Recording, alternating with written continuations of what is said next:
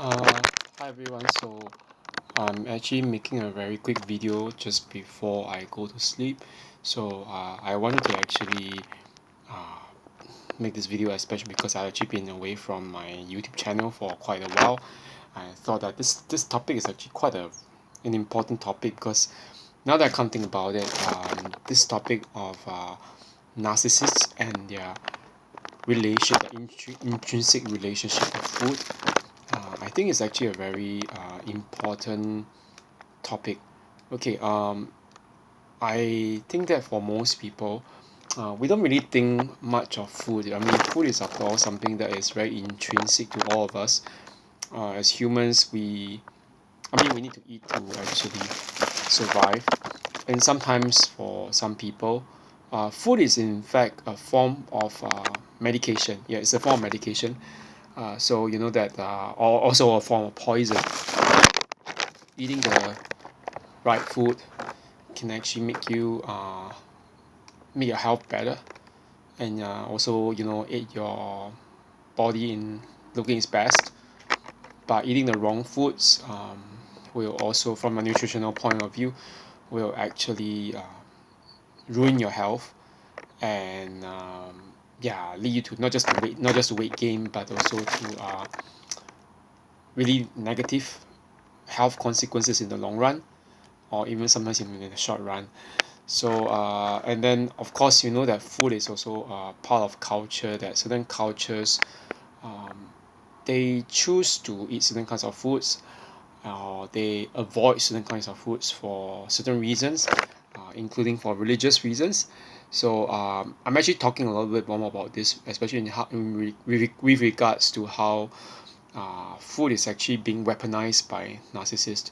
So just I have actually about like two different pages, very short pages of post, and I think I'll just talk a little bit first about how food is being used as a device of control by the narcissist towards his or her victims. Okay, I know that generally most people online have been talking about narcissists as actually male, predominantly, but that's not always true. There are female narcissists too, and they can both use food in their own ways to control other people, especially their victims.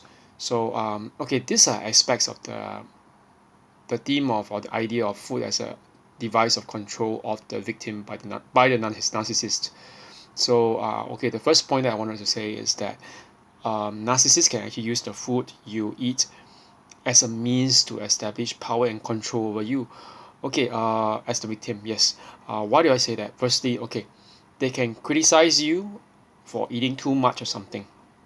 Okay, or they can take away or deprive you of the chance to eat that particular food that they're always criticizing.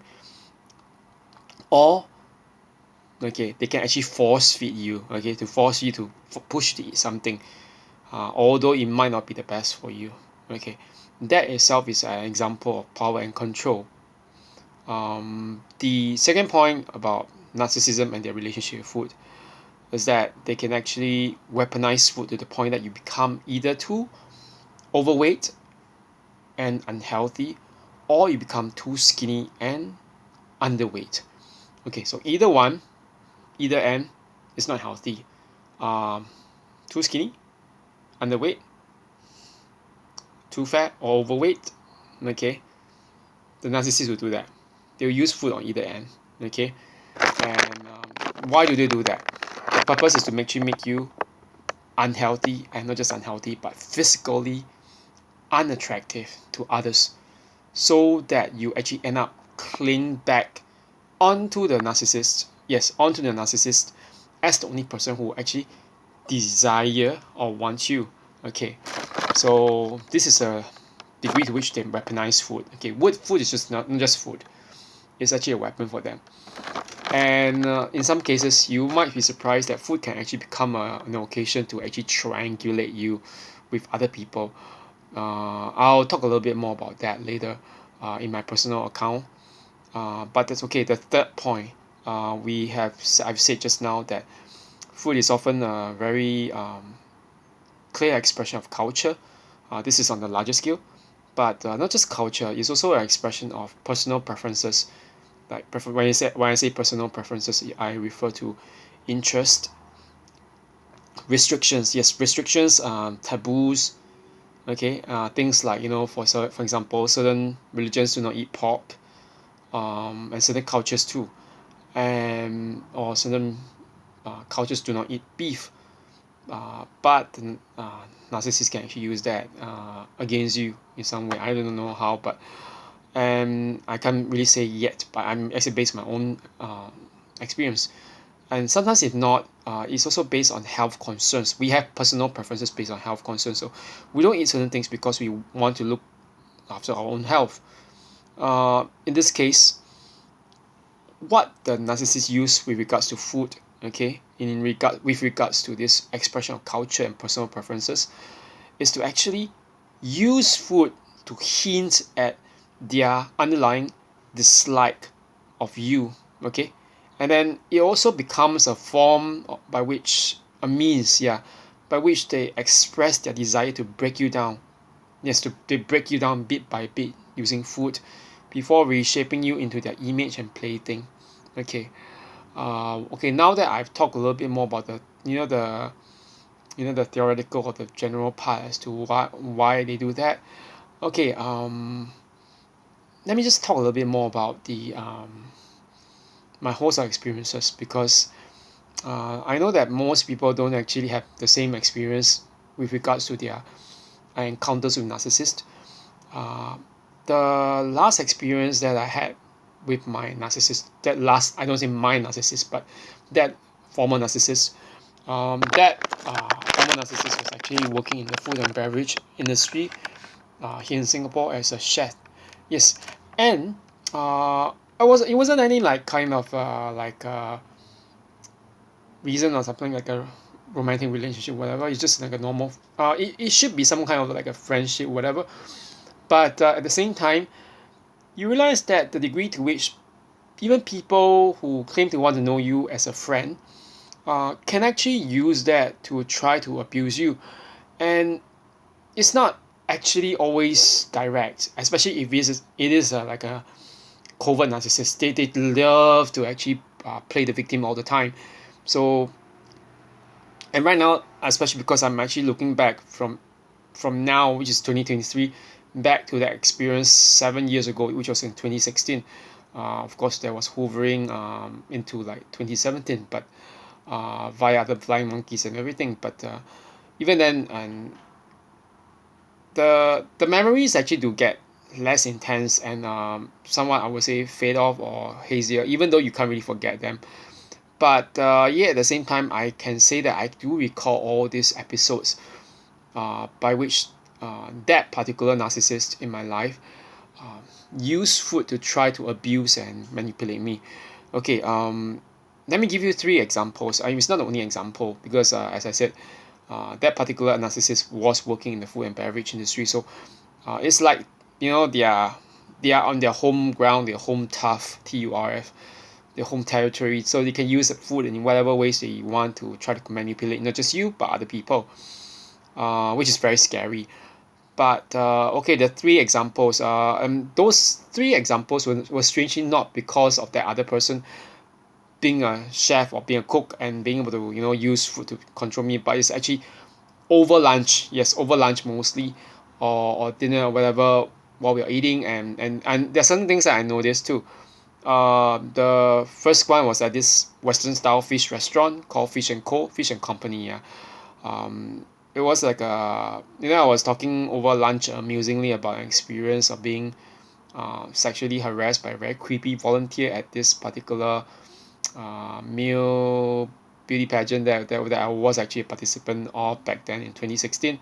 The Manhattan Singapore pageant. So at that point in time, I was talking about certain things like how that particular creepy volunteer was creeping behind my back, plucking out a random hair from my neck and saying, "Oh, you have a." So it became a kind of a joke where my one friend was joking, saying, "Oh, now that particular creep we're plucking out more than just the hair back, and in the future to come." He was referring to something between the legs and hair from whatever. I was like, okay. I mean that was funny. I mean in retrospect, But when you tell it to that particular narcissist, who was just you like, I mean, as a kind of joke, halfway through that lunch, that narcissist actually just blurted out and said, that's not something you're supposed to say over lunch. Oh, did I discuss you that much? It was like kind of funny because if you were to actually look at these people, they have very, very disgusting and very unclean habits. But at the same time, seem to get so uptight over your own experiences, as like you're not the one doing it. The person, why shouldn't you be angry at the creep instead of me? And at the moment I was telling one particular friend or acquaintance in the gym, it's like, I'll be like, what's going on? It confuses you. They actually confuse you over this kind of situations to do with food. And the thing is, like, why is there such a rage over lunch? Just over this rather somewhat joke, like a joke or a relatively bawdy episode. Okay, and then the second one was this that same narcissist. Okay, this was in my maison as a Japanese French restaurant. Yeah, that was also over lunch. I was eating, and then while talking about the pageant in which I had to, like, sell 5 tickets. It was part of the contract that people participating in it had to sell 5 tickets. I was just wanted some form of support to say, like, maybe you want to help me, like, to buy one ticket, or to help me find friends who can, buy the ticket. But instead, what that particular narcissist did was to burst out in extreme anger, and then saying, like, with the death stare, the kind of narcissistic death stare, where you can see that thing. Yeah, I can't do it, it will be straining my eyes, but the sanpaku thing, yeah, the third white in both the eye. And then it was like, oh, don't you know that you had to sell tickets? I was like, at the point in time, again, there was a confusion. I didn't realize what was going on, but it seems to be quite weird because after that, going to I went with that person, okay, together to the supermarket, which is just on the lower floor. I walked out to the cash counter. I just thought that the person wanted to, like, was going up at the counter, but obviously the person wasn't. So I went the other way back just to check, and there was the person was like, after having shopped, like, me kind of look. I was like, what did I do? I was looking for. I mean, I was looking for you, and you have the guts and the audacity to behave as if I'm, like, hurting you or whatever. Or it's weird, and especially after having shopped for groceries. Why are you so angry for nothing? Yeah. So again, food is really just a way for them to try to, display their rage over something, to try to stop you from either eating, or to try to use it as an excuse to break into their narcissistic rage. And I mean, it's not these two examples are not the only examples. The third one, okay, this is something that was displayed throughout the 3 months. Okay, it's like I was counting the particular, from the beginning of communication all the way to discard. It seems to be time at exactly 3 months when I was discarded. I mean, it's good. Discard by a narcissist is extremely good because we do not deserve to have them in our life. They are really low down parasites. That particular narcissist, what I remember during the 3 months was constantly being anti-Korean. Okay, for someone like me, I mean, I'm not Korean, but I studied there. I can speak the language quite fluently, and my best friend is Korean. Okay, so I always communicate with my best friend, and even my circle of, like, people that I know, my acquaintances from church, and in Korean, yes. And the strange thing is this. I mean, despite having never traveled to South Korea, or not knowing any Koreans personally, that particular narcissist was, like, always very anti-Korean. So because of that kind of particular thing, I felt that there was, like, a kind of hesitation to invite the person out for lunch or dinner to eat Korean food. It's like we can't really be enjoying Korean food because I don't think that I mean, to be honest, you won't like what I eat. You're gonna criticize Koreans, and every conversation we had about Korean culture was extremely negative, and it's like I was like, where does the vitriol come about from? And it's like I realized that whenever I'm with that, I mean I'm near that narcissist and all the bunch of flying monkey acquaintances and friends of that particular narcissist, I wasn't allowed to eat my Korean food or explore my K, like K culture interest.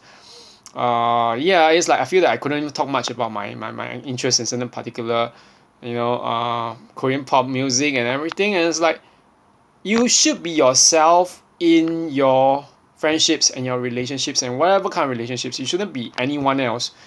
If they are trying to force you and trying to push you to give up on certain things, you know that there's something wrong. Especially if they use that as a kind of weapon. And it's like you, me, and versus the particular Korean culture, whatever, or the thing or the person or the whatever, and now suddenly the person has become a competitor for me or for you, and I was like, huh? I was like, what is that? Or like, what kind of issue is that? Okay, but that's the problem with them. They don't understand it, and or they do actually they do understand it. They do it intentionally because they want to actually break you down. They want to make you feel as if you've done something wrong. Okay, so and yeah, it's really really weird, and I think that the one thing is this: why do they do that? It's just a nature of them. Okay, so food can be used to control someone. Never just think of food as just food. Okay, so the reason why I say this is because of something that my mother was like talking to me about. I mean, I was just talking to my mother.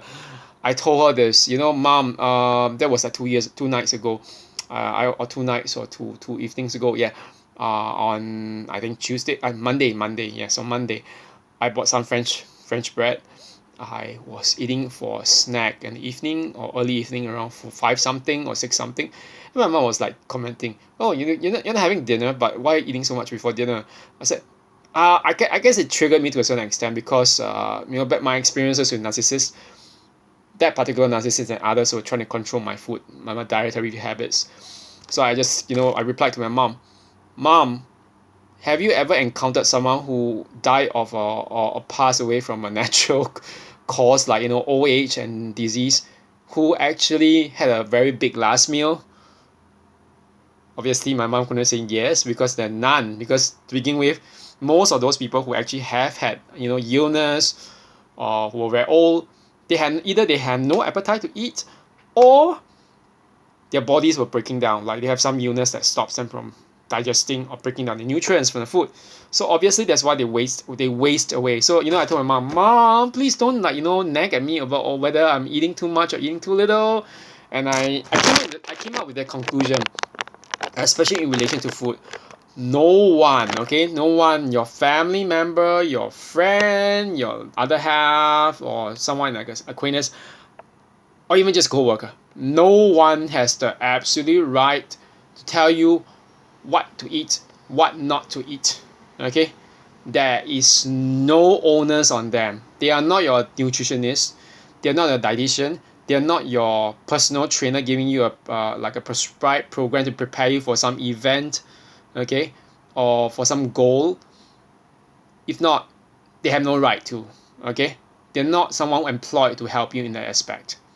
Okay, so and if they're doing that, I think you should be worried, because in fact maybe they could be a narcissist who are trying to destroy you, break you down, and yeah, they could be doing different things. Okay, and true enough, that particular one narcissist was like obviously being competitive against me and trying to take part in that particular pageant later on, years after, in 2021, 2022. I was like, wow, someone's jealousy and envy of other people, even people you claim to really want to be your friend or whatever, ha ha ha ha ha, you're not really treating them as your friend. You're always constantly competing with them, and want more through food.